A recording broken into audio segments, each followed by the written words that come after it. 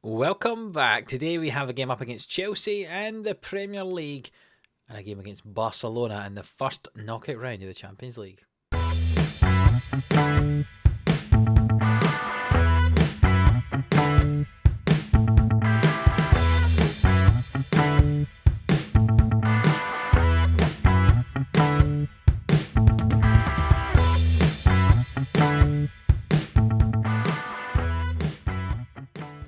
Yes, hello, welcome on into 11am Sports here for another episode of Glory Hunter on Football Manager 22. I'll just put my headphones fully on my head as they weren't on there. If you are new around here, hit that subscribe button so you don't miss an episode of Glory Hunter. And if you missed the last one, go and check it out. We played against Liverpool, we played against Luton, and since then there's been some variable results. So say that we're still fighting on three fronts. We're still trying to get ourselves an FA Cup victory. We're still trying to get ourselves a Premier League victory and that Champions League. Technically, four fronts. We have a Carabao Cup final, but we don't need the Carabao Cup, so let's not worry about it. We're not even going to show you that cup final, which is happening after today's games, because we don't need that trophy. So who cares? That's what I say. We're playing our backups in that one anyway, so you don't want to see it. Today we play up against Chelsea and Barcelona, but let's talk about the games we've had since we last played. We played against Luton in the last episode after we lost to Liverpool, and we won that one 3-2. We're going through a bit of a strange spell, if you remember, and we managed to turn it around a bit, and then it kind of fell apart again. It was weird. We beat Aston Villa 3-1, Michelle and Betty and Rashford with the goals in that one, and then we beat Reading 3-0. Reading, who were one of the bottom two teams in the Premier League at the moment. You can see they went down to 10 men early on in the game, and we won 3-0. We then played Brentford. A 2-2 draw looks bad, but they're actually in 5th position. Brentford are a pretty decent side at this moment in time. We had goals from Sancho from the spot and a late equaliser by Mustafa. 94th minute he got that header. You can notice players scored against us. Cole Palmer. I don't know if you remember Cole Palmer, right from the back, right back at the start. We had him on loan at Roma, on loan from Manchester City. Well, he has since moved to Brentford and he scored against us. What a horrible, horrible thing for him to do against his old manager. We then lost to Everton 2-1, which was very, very disappointing. We had a rotated side in this one, but we did lose it. We then played them a few days later in the FA Cup 4th round, and we won 5-1. And that was with a full-strength team. So maybe it does make a difference to have a full-strength team compared to a backup team. We did, however, draw with Reading, having just beat them 3-0 with a kind of fairly rotated side. We played another fairly rotated side against them here and drew 1-1. Just was not a good performance. And they were in 19th in the league, and that was really disappointing. Then we played up against Blackburn, who were at the bottom of the table. I'm sure they were. We won 4-0, and indeed Blackburn are down the bottom of the table. We beat them 4-0. It does leave the league table looking like this. We play in the early kickoff today, and Manchester City will play at 3 o'clock. We've now played one game more than Man City in the league. I'm not quite sure how that happened, because we did have 2 games in hand at one point. But nonetheless, we've played a game more than them, and we're 5 points clear. So if they win that one, they're 2 points behind us. So we do still have a gap at the top of the table. Not quite as big as it was, but we do still have that gap up there at the top of the table, leading the way, still in the driver's seat to try and win this Premier League.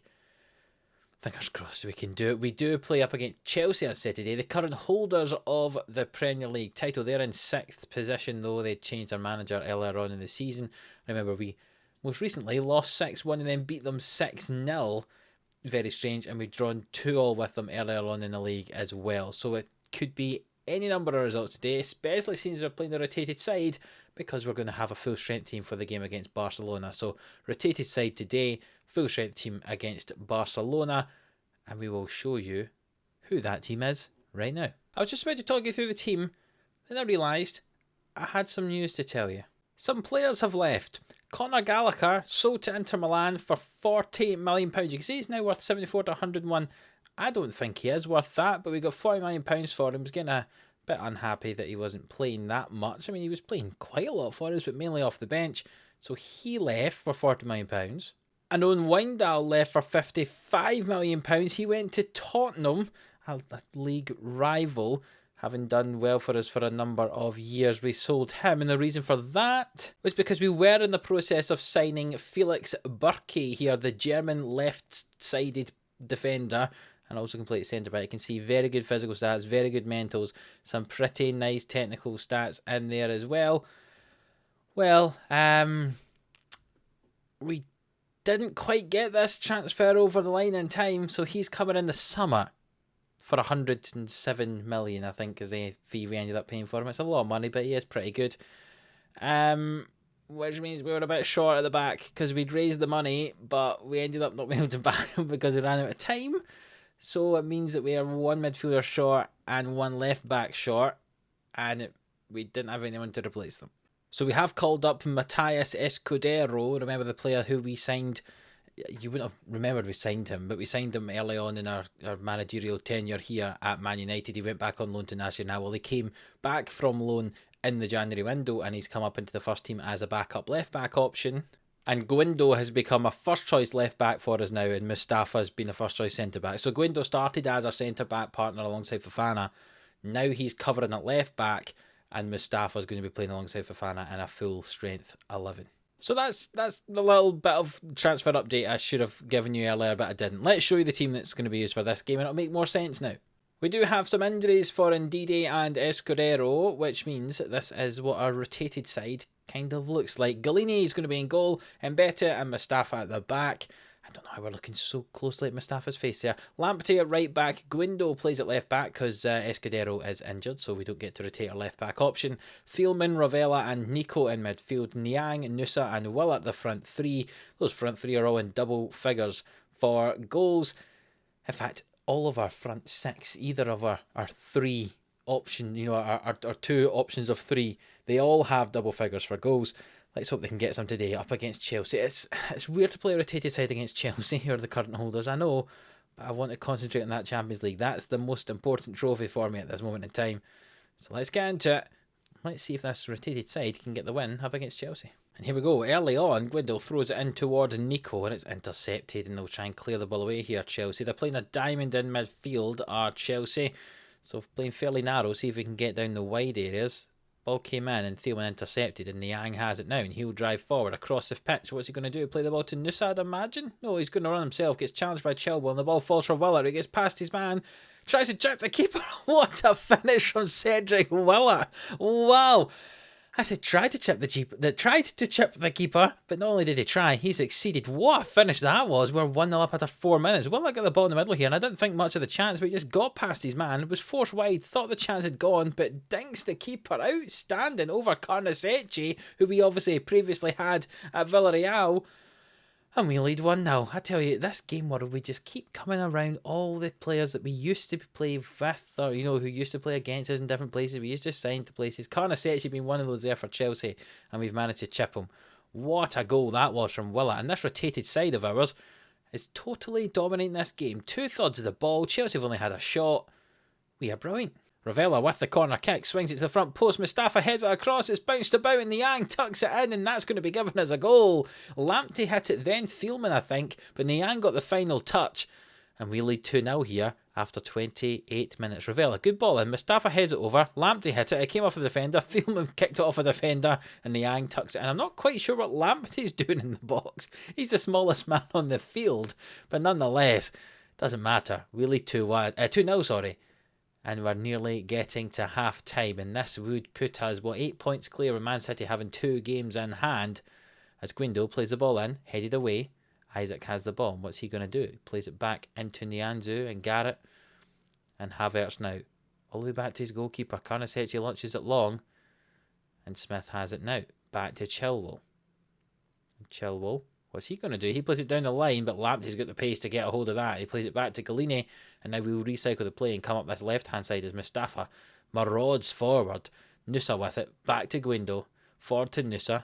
Ball in toward Willer, who's in behind the defence again. Oh, it's off the frame of the goal. What a chance for him there. That was easier than the chance he scored. But nonetheless, out for a corner kick. Who's going to take this one? It is Ravella, in toward the front post and flicked over the bar.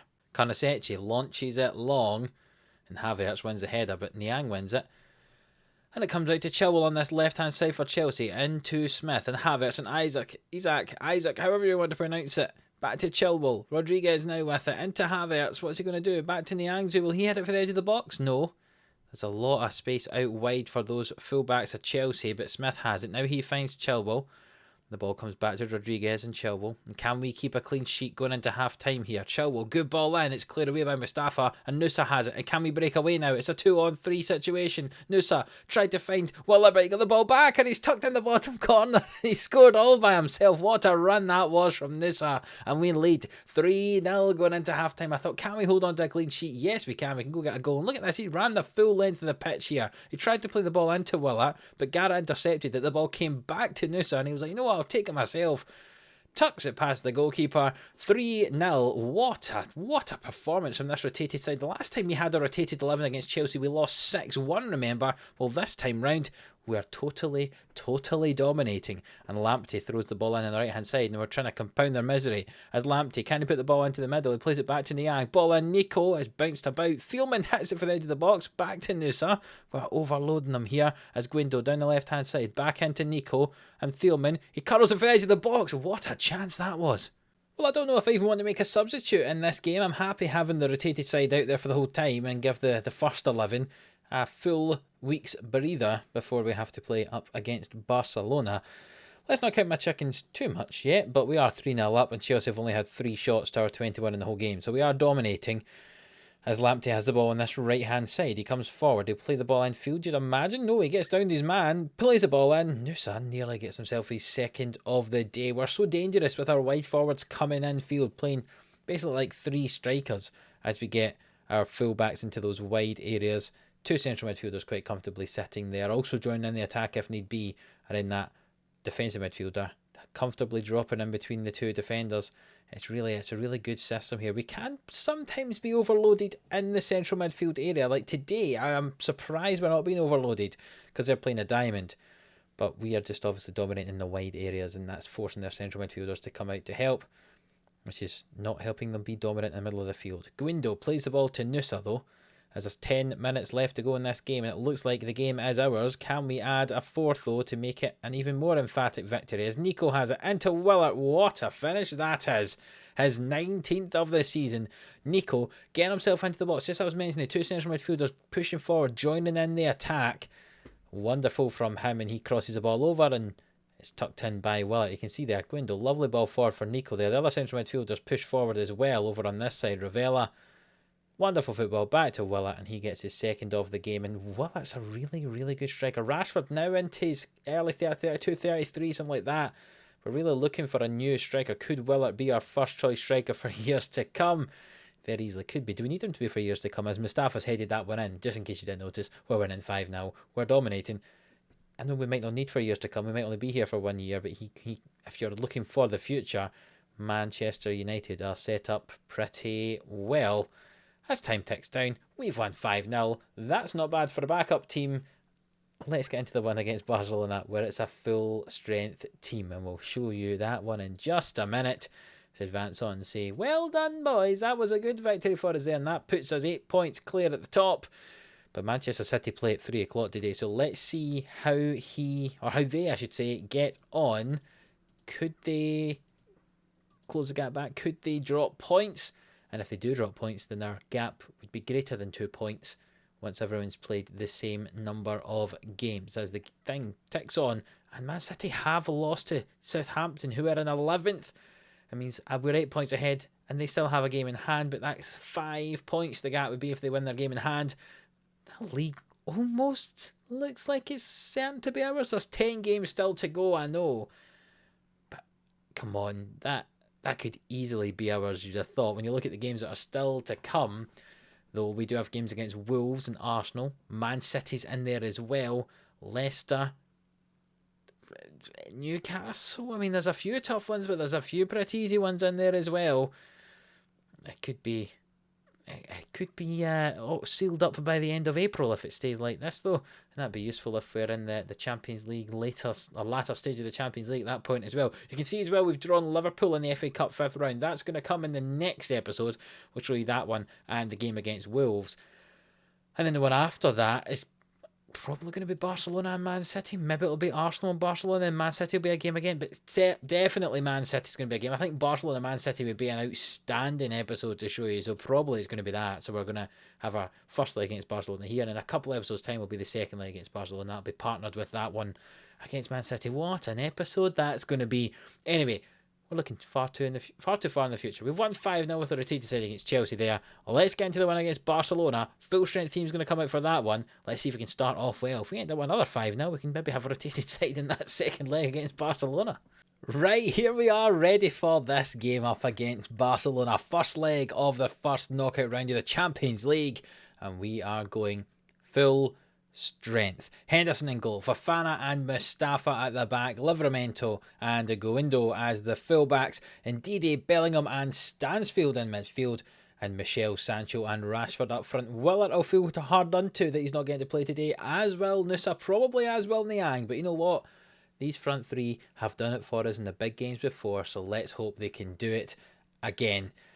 22 goals for Rashford so far this season. Let's see if we can get a few more. So here we are, early on, free kick, Michel into Fofana. We nearly lead 1-0 after a minute. Not quite the case, as we're playing in our kind of weird white, light blue colour, and Barcelona are playing in their classic colours, playing at home, obviously, in front of 99,000 fans here at the Camp Nou. Let's see how we get on. It's been a pretty boring game so far, but let's see how it continues as Fofana plays it into Ndidi and Stansfield, and we work our way over. Mustafa, who's really matured into a brilliant player as he's progressed through far this season. Rashford on the ball on this right hand side now, plays the ball all the way across field to Guindo. Ndidi hits him a long way. What a save for the goalkeeper. Rashford on this back end of the keeper. Ndidi only scores screamers. He scored 2 or 3 goals this season. All of them have been from well outside the box and have been absolutely outstanding. It's not why he's in the team. He's in the team to disrupt that midfield and those attacking players for Barcelona. Sit there, defend, cover the 2 centre-backs. But he's got a fairly decent shot on him if he needs to do it. We've dominated this first half. We've not really seen many highlights, but we have had more of the shots, higher expected goals. But Barcelona have had more of the ball, and they're managing to hold on to a 0-0 draw at this moment in time. Let's see if we can win it back by pressing high up the pitch as we are doing here. We're almost every player in the Barcelona half. As a row out to Eric Garcia at right back. Trincao, we obviously managed him when he was at Portugal, or say when we were at Portugal. He's still at Portugal because he's still Portuguese. He hasn't changed his nationality. Rodri back to Araujo, and Rodri over to Pedri. And Eric Garcia has come forward now on this right hand side. What's he going to do? He's been tracked back. De Jong's in behind. He crosses it in. And no, I'm not going to try and say his name, but he scored his 11th goal of the year. Kvaratskhelia. We'll call him Kvaratskhelia, will we?